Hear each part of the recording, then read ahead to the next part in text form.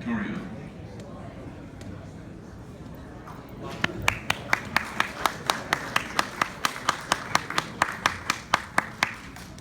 Ricci is not only the founder of Victorio Consulting, but also founder of Creating Agility, an applied improvisation agency. And we heard a lot already about narratives. And when you look around, especially narratives in business, are very often no, but we can't because of this, but we can't because of that. And Ricci is all about yes and. I have the chance to work with Ricci in a, again, different function as coaches. Ricci does something that everybody who's ever been in the situation will appreciate. When you come to the point where you have to tell your dad, Dad, I can run this business better than you. That is a sure proposition for problems. Ricci is the one who solves these kinds of problems. And I would like to invite you to a brief talk about improv, but even more important, to experience improv. Because at the end of the day, it's all about us telling the stories for ourselves. Ricci, please. Thank you.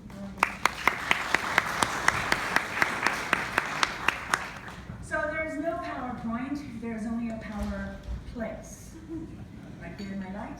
So my name is Ricci Victorio, and I am an executive and leadership coach that specializes in working with family businesses and organizations going through change, rapid change, fearful change like succession, working with groups to communicate how do we redefine ourselves and keep working and being productive. Because typically when an organization is going through change, what happens, it slumps in its productivity as everyone's figuring out, going through the drama, and worrying about who am I now in this new organization.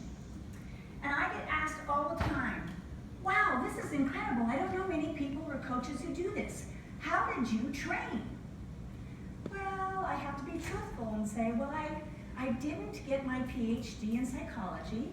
They really weren't teaching org dev when I was in college. So I got my BA and my MA in MBS, which is, I studied theater and I got my master's in directing and creating improvisational theater at a time when we were performing.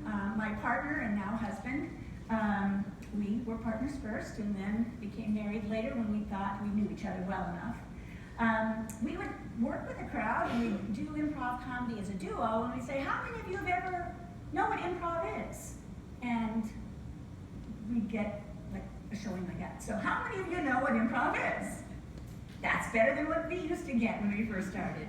How many of you have ever taken an improv class? Awesome, I expect to see you in a few minutes in my classroom. And how many of you have ever performed improvisationally? Okay, all right. So we're going to be having some fun in our creative sandbox. We call it the Improv Sandbox. I wanted to just touch on one thing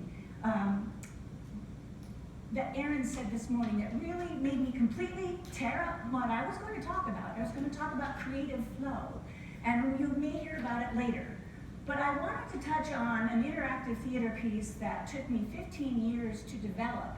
It's an improvisational murder mystery, 2 acts, that I started working on this concept in the 80s, and finally it took me about 10 years to train actors and to come up with the way it worked so that every night we had a different play, and it was completely controlled by the audience from the start to the finish.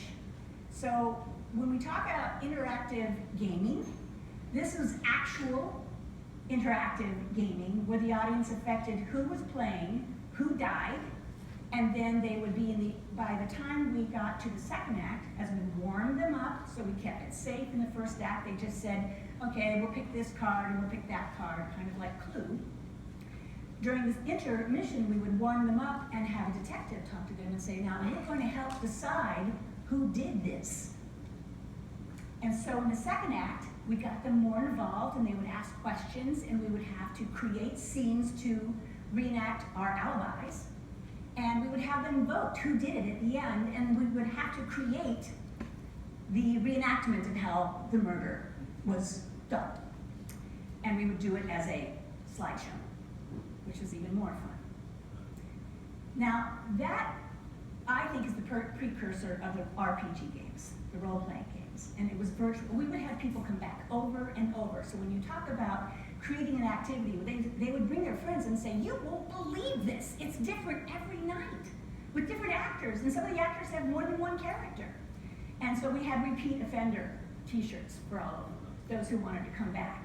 So we're going to offer to you today just a little taste of some of the training techniques, the exercises we used to train those actors. How do you create something in the moment with a group without stepping on each other's toes? That's what an ensemble does. Well, improv technique is a process to learn how to tell stories on your feet.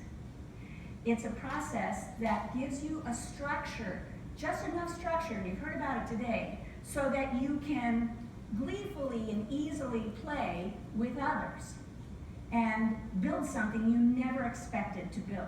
Because where you think it's going to go, add one other person, it's going to change a little bit, but add 5 other people, and it's going to end up somewhere where you never expected, and it's usually much more exciting than what you could have created by yourself. So I'm going to teach you as a group one technique, which is the yes and. You've heard about that. So yes and is the act of building upon one idea after another. So we're just going to practice yes, because we're very used to hearing no in this business, I'm sure. In the entertainment business, I heard no a lot until we changed that around, and then we got the yeses. All right, so we're going to practice. Every time I put my hand out or ask a question, you're going to say yes. So let's try that. Yes. Okay, good. One more time. Yes. All right, so shall I tell a story about a knight in shining armor? Yes. All right, should that knight in shining armor go to save a damsel in distress? Yes. Should that damsel in distress have already destroyed the dragon that was ruining her castle? Yes. Should they ride off happily together on their own horses, unified as partners? Yes. Okay, that's great. So we just told a story together very easily. We were just saying yes. All right, I'm going to do the same story, but this time you're going to say no. Shall I tell a story about a knight in shining armor? No. Okay. So you see what happens with the yes, it asks us to play more. The no shuts us down. When you add the and you're going to get to practice this today, when you add the and, it is like laying one brick upon the other, and you're all building the bricks together. And what happens is you end up doing something rather than talking about what should we do. So instead of all the paper wadded up and thrown on the floor as, now we can't do this, no, we can't do that, that shuts people down. What the yes and does is it brings people, it opens them up, and it creates that safe space that's been talked about this morning.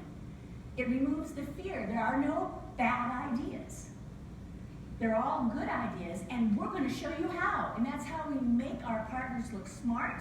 We create safety, and in that safe space, you can open up to that creative flow, that river of imagination that's just accessible, almost out of reach, but it's right there.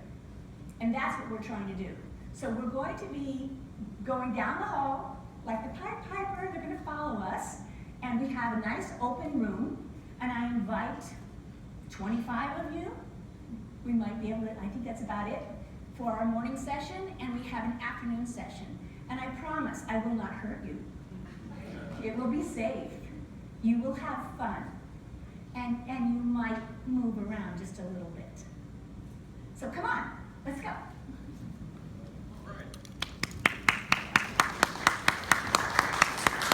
So this is the breakout portion of the day, and we have two actions that you can take. One is to follow Ricky and